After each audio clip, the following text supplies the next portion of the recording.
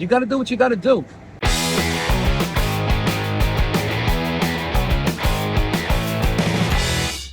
How you feeling about tonight? Sold out crowd. We go on in an hour. Can't wait. The butterflies are starting. You got the butterflies still? I don't really get them anymore. They're weird. How long you doing comedy? 13 years. And you don't get butterflies? Do you get dragonflies, ladybugs, anything? Nothing? Nah. Wow. Nah. Every comic's different. It's strange. It's different now. You know, I want to do my job to warm them up, set them up for the headline. You know what I'm saying? But you know what I struggle with, and I've been meaning to ask you this, because I know you take pride in being a blue-collar comic that worked a day job for a really long time, paying your dues. Like a day like today, I worked 5 a.m. I got on the road. You got I a drove family to down support. here. You got a family. How many years did you do that? Balance the two lifestyles. I drove a garbage truck, cement truck, dump truck, school bus. I'm only doing comedy full time since 2013. I've always had to balance 2 jobs. Wow. You got to do what you got to do. Yeah. Put your family first. Don't worry about the sitcom or the movie. Priorities. Family first. I sacrificed picking up and going to LA and waiting for the break. I took care of my family first, and now, you know, there's different levels of success. I get people say, how come you don't have a Netflix special? How come you're not in the movies? I'm selling out theaters and comedy clubs. I got a beautiful family. I own a nice house. I drive a beautiful car. And this is bad? Yeah. Come on. And you probably appreciate it more because Absolutely. you had to do the two to make it work.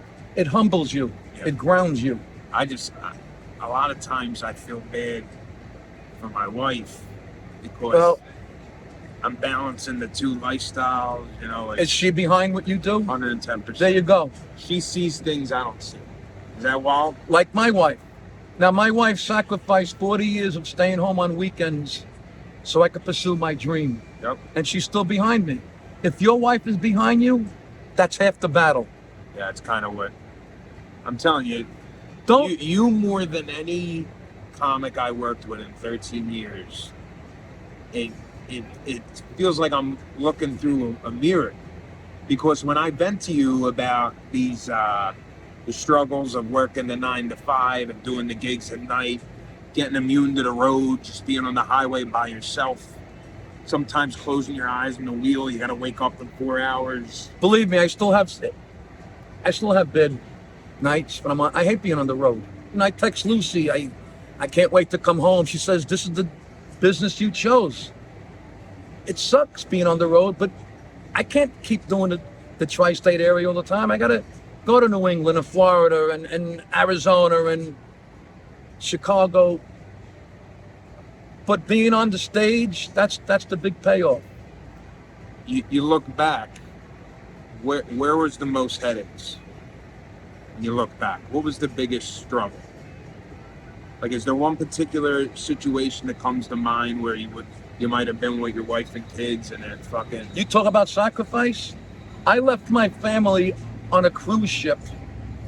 We were out in I think it was in Bermuda, to fly. I took a cab to the airport, left them on a cruise ship to do a pilot. Back then, that Back was in New Jersey. that could change your career. But now I look back, I said, why the fuck did I do that? But back then, it could have been career changing. But if I had that opportunity again, fuck that. I'm staying on the cruise with my family. See, if someone wants to see me showcase in New York or Austin, Texas, I get up and go. My wife says you got to do what you got to do. There you Don't go. get mad. There you go. So what are you worried about? There's a lot of swings and a lot of misses. It happens. This is a win right here. This is one of the wins. What did Hyman Roth say in The Godfather? Oh. This is the business we chose. Right. Just keep plugging away, man. I try to help you out whenever I can. Man. You know, you're a great comic. You're a great guy. Thank you, Brian. And that's one of the good things. You're a good man. You're a good person, and that helps. I appreciate it. You know, I really appreciate the mentorship, the criticism, all of it. Steve Martin had the best quote: "Be so good that they can't ignore you. Just keep doing what you're doing. And don't listen to anybody. Do you. Do what you got to do. Do you remember any mentors that might have gave you advice, like something that comes to mind? Oh, Is there a God. particular comic you can think of, or you related to, or you loved working with? And it was like, God, when there's I'm so with many. you, it's like a sponge. I just watch the way you So interact many, with so people. many. I started at Pips in 1981. He had Rich Jenny, John Mulrooney, Ray Garvey, Otto and George, Chips Cooney. Did I say Chips Cooney? Chips is around. He's still doing it. Well, George Colin he's the one that I had all his albums You met growing him? up. Never met him. I regret never going to see him live. He was my inspiration. George Colin. But Chips is a guy that like took you around a little bit. No, these are the guys that I just watched on stage Okay. that inspired me. Nobody really took me around. I did it all, on my own. I started headlining. First I started as an MC at Pips. Then I worked up to be an opening act or a featured act. And I started headlining. And from Brooklyn, I went to Long Island, Governors. Then I went to Manhattan, Dangerfields.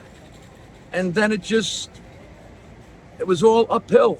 Then I signed with Russell, great manager. Kevin James puts me in a movie. Bread and Milk went viral. It was like the perfect storm.